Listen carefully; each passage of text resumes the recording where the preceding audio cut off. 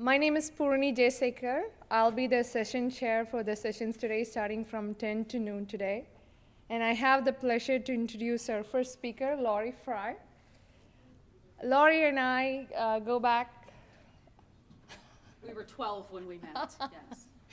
So Laurie is the reason why I got introduced to Dr. Deming. We went to grad school together.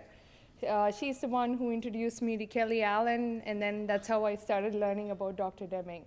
So thank you, Laurie. And she's going to be talking about talent management through the SOPK lens. All right. Thanks, Purani.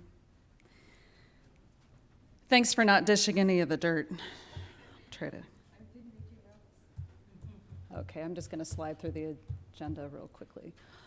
So good morning. As Purani said, my name's Laurie Fry, and I started learning about Deming in 1995, the same year that I became a business consultant. That was about the time I was 12 years old. In 2007, I have to stay close to the mic, I'm sorry. I'm a pacer usually, so if you see me walk away, I'll come back. In 2007, I joined a Big Four consulting firm as a business management consultant. And having had several years of, yes, please, actually, having had several years of experience with the Deming management method, I got some excellent experience at the firm, but I always kind of felt like a fish out of water. Looking at things through the systems view, understanding variation, a lot of those things just did not apply at the firm. This isn't either, is it? Okay. Too close to that one. So in 2013, after 7 years at the farm, or at the firm, I left. Sorry. After 7 years at the firm, I left to save my family's ailing produce farm. And I had a really interesting conversation with the person who was taking my laptop when I left. It was New Year's Eve, and there weren't many people in the office. And so she was making conversation with me, and she said, "Where are you going?" And I said, I think she thought I was going to say something like going into industry, going to another firm, getting away from the travel. And I said, "I bought a farm." And she looked at me and she said, "What did we do to you to make you want to buy a farm?" And I just smiled at her and I said it really wasn't that difficult of a decision. But it really said a lot to me about how people feel even inside big firms. So, how many people have seen this before? I'm surprised because it's all over the internet. I didn't realize that. After I'd been at the firm for a couple of years, a young consultant showed this to me, and it's actually a build of several slides, but I flattened it out here. I envisioned that some poor analyst was stuck at the office at 6 o'clock on a Monday night waiting for the partner to let everybody go home, and he was looking for something to do, so he built this crude little picture of how he saw the world in Big Four consulting firms. The readout is basically the clients generate a lot of chocolate. We'll use chocolate as the metaphor here. Lots of it. And the partner, being a partner, says, "I'm a partner. I don't have to take this." And he lets it roll on down, and it builds some momentum. And pretty soon, the senior manager gets splashed, but he's a senior manager and says, "This stinks. I don't have to take this," and lets it roll, and it washes over the manager and the poor consultant. And the manager and the consultant pretty much spend the entire engagement swimming in it. And as it builds up, it keeps going, and it rides over what we call the crest of ignorance. And the analysts, who are pretty new in the firm, they're shielded by this crest of ignorance, but pretty soon things start piling up. They have to put it somewhere, so they shovel it into the cave of unreported exceptions. And things start to stack up there, and pretty soon it starts to ferment, and it bubbles up to the manager and the senior consultant, and they're like, "Darn it, who's been hiding this stuff?" And this continues. And it was really funny when I saw it for the first time, but it was also very true. And the unfortunate truth that comes out of this is that this is why a lot of people leave these types of jobs, because this is the cycle. And this morning we were talking a lot about joy in work, and I don't really see anything here that speaks of joy in work, right? And the unfortunate consequence is this is where we tend to lose people in our talent pipeline. And it's those poor people that end up swimming in it for the entire engagement.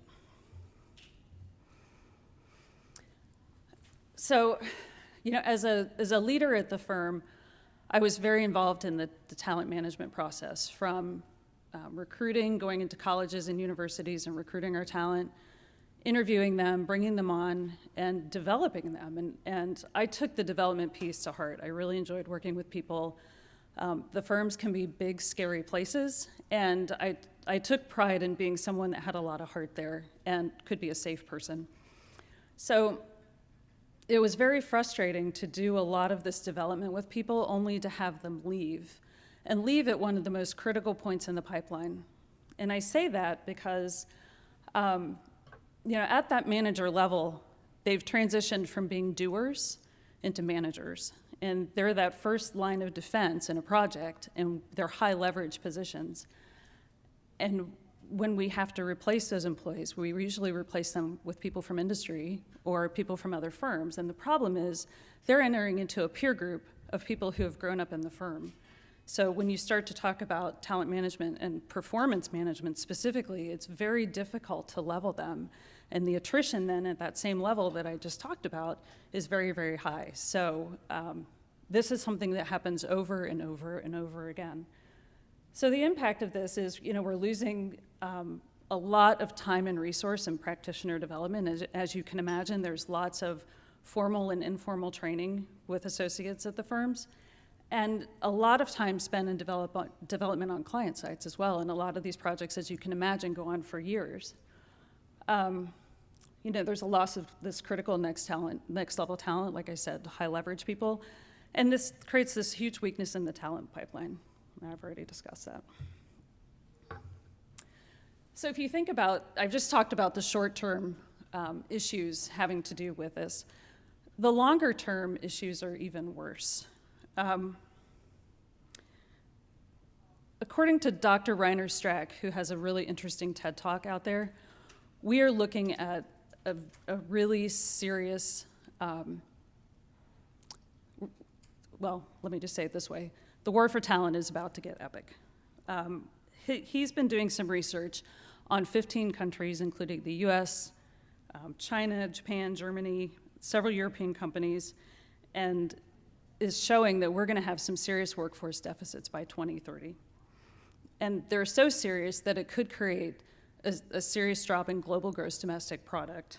And just by the numbers, he started his research saying the birth rate has dropped off precipitously since 1962. So literally, we can't make people fast enough to stave off what's coming. And people who will say we have technology that will replace people, the problem is the technology replaces the lower skilled jobs and creates higher skilled jobs. So the skills mismatch will actually be exacerbated by technology. So that's one piece of the problem. The other piece of the problem is that we have a huge influx of millennials coming into the workforce. And I think in the next few years, actually, they will make up the majority of the workforce. And their view on work is very different than the generations before them. They're focusing on wanting to be appreciated. They want joy in work. They want work-life balance. And Reiner Strack's, his research actually supported this. And he asked his study group to rate the most important factors of work, and they were wanting to be appreciated, liking their coworkers, and having work-life balance. And actually, salary fell clear down to number 8 in their list. So the way the firms are operating, if we have people who feel like they're not having any joy in work, their projects are rife with problems, they're spending 40 weeks a year away from their home, and again, not having joy in work, we're going to keep seeing the same issues over and over again. So something really has to give. So here's my theory.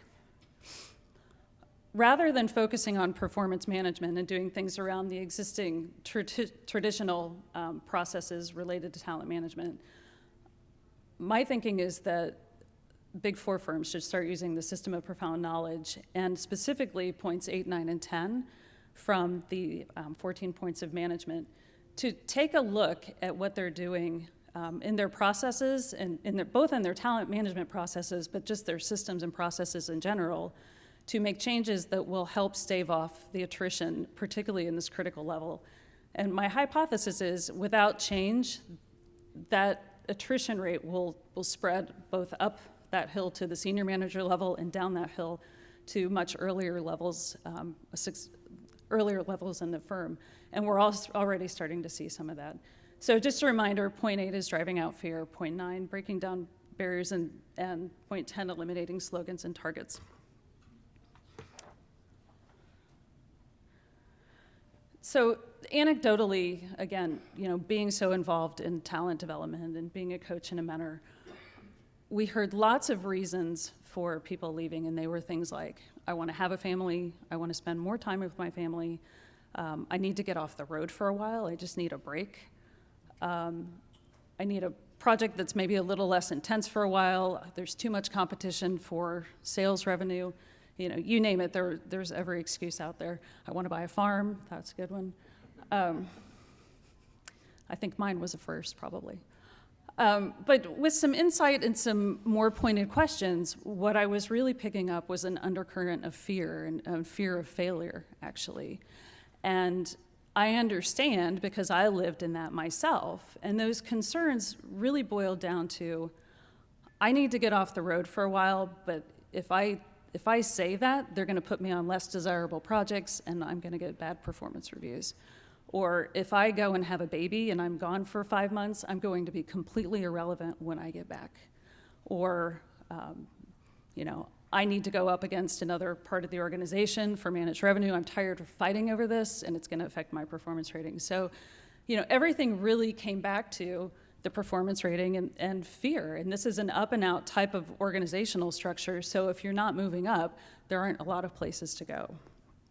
So whether these fears are real or perceived doesn't matter, because the outcome is the same regardless. And everybody suffers in this process. And when we think about the siloed organization, the client suffers. And a great example of this is, when you have competing P&Ls for different service lines, they may put one of their own people, in a strategy person, into a human capital role simply because they want that revenue on their P&L. So the client's not getting the best of what we have. The firm suffers because we can't go in as an integrated firm the way we want to. If people are afraid to bring their ideas forward, the firm suffers because we're not bringing new knowledge to the fore. And ultimately, the individual suffers. And I think people suffer mightily. They're afraid to speak up, and they burn themselves out, and they ultimately leave, and then everybody loses. So to get a little more specific about my theory here, a couple things I want to say before that. When I looked at these 3 points, 8, 9, and 10, I tried to match an example of life in the firm to each of these points, but what I realized is each is an entry point, but these things are really very highly interrelated. And I'll point that out in a couple of examples that I'll give you in a few minutes. But to be more specific about my theory here, they need to drive fear out of these organizations. And that's not going to be an easy feat. And it has to be done across the board, but it really has to be espoused at the individual level. Removing policies and processes that undermine the impact of cross-functional collaboration. We talk it really well, but we do it very poorly. And finally, just replacing performance management with ongoing mentorship and development related and learning processes and systems. And I don't know if anybody saw this in the news or in a Harvard Business Review last week, and I'll talk about it in a few minutes, but did you see that Deloitte just revamped their performance management process? Yeah. It was good timing for me. I'll talk a little bit about that in a minute. So this first is a story about how we play together cross-functionally. Several years ago, I was on an advanced team, and we were asked to develop a business case to totally replace the IT system for a global consumer services company. And it was a new client. The firm really didn't know much about them. And we brought in a human capital team and an IT team. And again, part of the beauty of being in a firm like this is you can bring all of the talent across many service lines and service areas to create a really great solution. But you don't need everybody all the time. So we would leverage our networks and bring in subject matter expertise and risk and tax and things when we needed them, but we didn't need 25 people working on a business case that we didn't know was going to go anywhere. And for the most part, everybody played well. We got along. We got the information we needed. And everybody left us alone until they found out it was a $90 million project. And it's amazing what happens when people find out how big the possibilities are, especially in a system like this.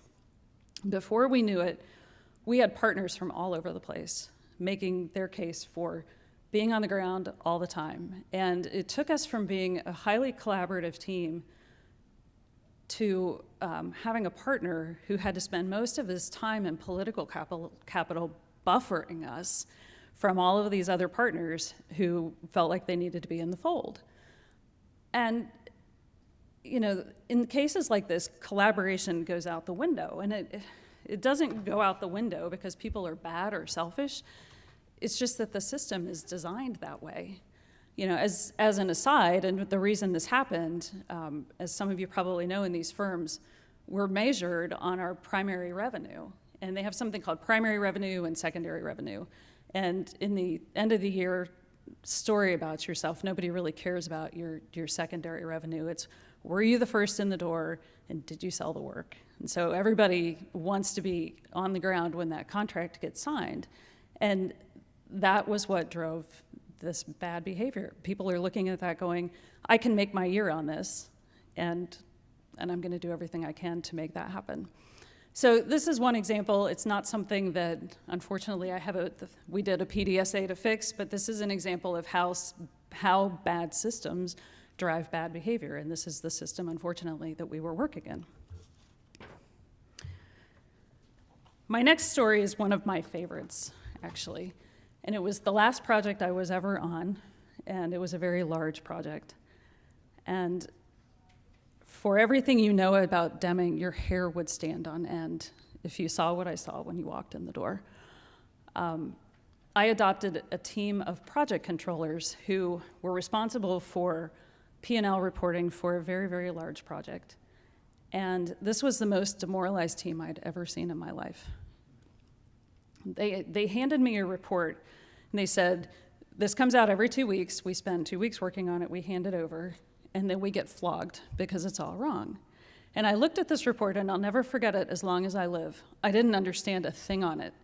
And I asked my predecessor, what does this mean? And she said, well, I don't really know. I said, well, how do you know it's right? She said, I don't really know. Well, how do you know if something's wrong? Well, if the numbers move, you should talk to somebody. That's basically what she said. So again, back to this team, they would spend 2 weeks doing this report. It would be wrong. They would get flogged.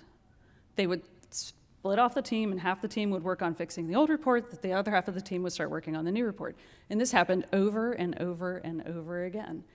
So after a period of observation, I asked the lead controller if we could try some things to fix the system. And he looked at me. He said, no. I said, well, why not? He said, we can't change anything. We'll get in trouble. Well, evidently, the fear that this was a project that had very, very senior level partners on it. And again, being demoralized and having really important people that fed into your performance ratings made for a lot of fear in the organization. So I said, well, you're getting flogged already. What would be the difference? He said, well, we can't change anything. So I basically had to promise them that I would be the buffer for them, and I would take the floggings for them as we worked through this. So what we did, I took a Deming approach, and Joseph and I were talking about this earlier. Sometimes you have to do stealth Deming because you can't really talk about what you're doing in the organization, so we just sort of sneak it in. And I took him in a room, and we did a 4-square exercise to figure out what were some of the best experiments we could do. And then we did a series of PDSAs, and we started with things that weren't really scary or big. And interestingly, they started seeing some results. And over a period of months, the reports became very, very accurate. And I'd say 6 months into it, we were off by just rounding errors. And everybody understood what the numbers were and what the numbers meant. And the outcome of this was these guys, this was the most creative and talented team I had ever worked with. And you would have never known that having met them because they had turned themselves into automatons. But all of a sudden, these guys start looking at other processes to fix. And pretty soon they've got this excess capacity in their system, and now they're not just working on the daily stuff, they're looking at the big rocks. And the best part of this story is that it takes 6 months to write the statement of work contract for this particular client. So, and this team is very involved in this, and every year for 7 years, that contract had been 30 to 60 days past the date of the last contract expiration because it just took so long to do it, and the processes were so broken. So they decided they wanted to work on that contract, or fixing that contract process. And this was the first year they ever delivered it on time. And the funny part of it was the people that managed this group of controllers, the partners who were always looking to them to mess up, they came after them almost angry, like they were ready to have a lynching, expecting that there was going to be another problem with this, and there were absolutely no problems, and the partners were just kind of left scratching their heads. It's like they didn't know what didn't hit them. But this is a great example of being able to take Deming processes and put them into a broken system and not only build terrific outcomes, but we created serious joy in the work of these people. And this group went on to do some really good things. And when I left, and I hate to even say this because I'm a little bit humble, and I was humbled at how grateful they were for what I had helped them accomplish because they were really kind of at the end of their rope. And there's no performance management system that could fix what was broken with that system. This fixed their system. So a couple of things I want to say. I was talking about Harvard Business Review and the announcement about Deloitte's performance management system. I was shocked, but not so shocked, when they said that the firm spends 2 million hours a year on performance management processes. Think about that for a minute. And everybody's involved in that process. So they went back to the drawing board and said, we need to do something different because the system is not driving improved performance. So their approach, if you've read it, is that instead of rating the individual, they're going to a weekly model of touch points. And they're asking 4 questions, and I don't have the 4 questions in front of me, but they're future-looking, and they're things like, would you work with this person again? What would you do with this person on a future project? Is this person's career in jeopardy? Is their work in jeopardy? And is this person ready for promotion? And they have to answer those 4 questions. I don't know if they answer the 4 questions weekly or how that actually works, but the problem is, it looks really fancy, and I'm sure a lot of time was put into it, but it's still a performance management system. And in my mind, it still is not going to do what it needs to do to drive fear out of the systems. People are still going to fear being rated. And my belief is until they attack this sense of fear, this undercurrent of fear in the organization, they are going to continue to limit the possibilities that they can achieve. And I don't think that they're going to do anything to stave off this attrition at these critical levels in the organization. So again, back to my theory, I think driving out fear is critical, removing processes that undermine the impact of collaboration, and replacing performance management with mentorship and development. Those are the things that are really going to make a difference going forward. Thank you very much.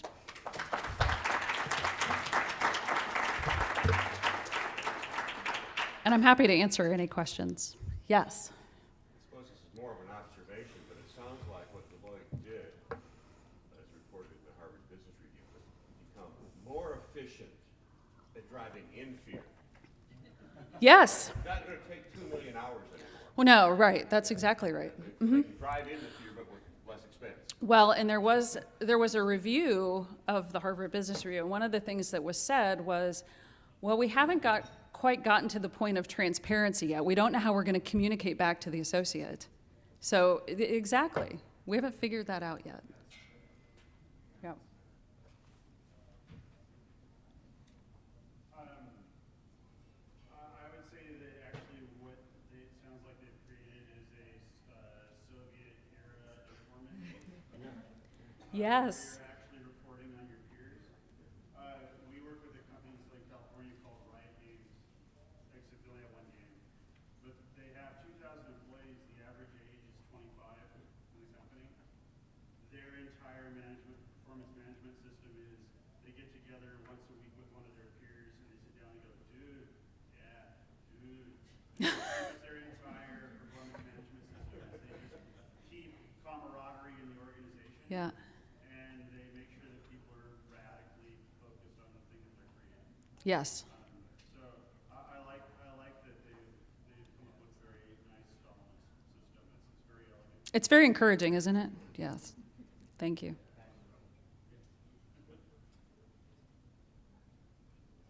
Now, I kept it short and sweet so there'd be time for questions.